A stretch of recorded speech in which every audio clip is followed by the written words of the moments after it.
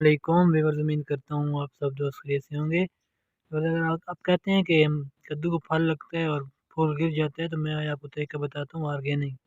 आपने 1 लीटर पानी लेना है और 50 ग्राम जो है सरसों खली लेनी है, जिसको सरसों खल कहते हैं, वो लेनी है। उसको 24 घंटे के लिए भिगो के रख देना है। ये देखें, ये मैं डालने लगा हूँ। ये हमने 24 घंटे के लिए रख देनी है, ठीक है। 24 घंटे बाद तैयार हो जाएगी। व्यूअर्स, इस तरह गोडी करनी है कद्दू के प्लांट की, ये देखें, ठीक है।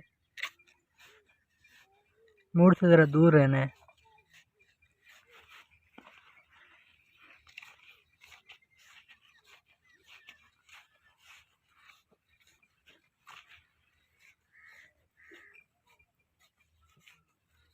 चौबीस घंटे बाद ये हमारी सरसों खली जो हमने 50 ग्राम डाली थी वो तैयार है, फर्टिलाइज़र तैयार हो गई है।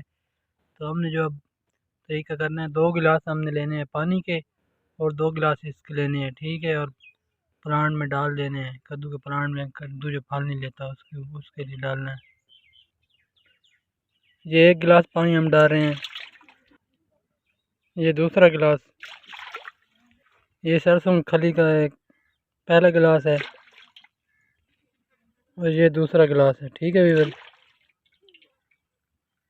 ये कुछ इस तरह का बन जाएगा और अब हमें इसको प्लांट के साथ देना है, ठीक है। मुड़ के साथ दे देना है, इस तरह देना है इसको। स्पेशल फूल के लिए, जो फूल बनते हैं तो फिर गिर जाते हैं, फल नहीं लगता, कद्दू बनते नहीं है, इस वजह के लिए डाल रहे हैं हम लोग। ये देख, ये तरीका है, ठीक है व्यूअर। ओके, अल्लाह हाफिज़।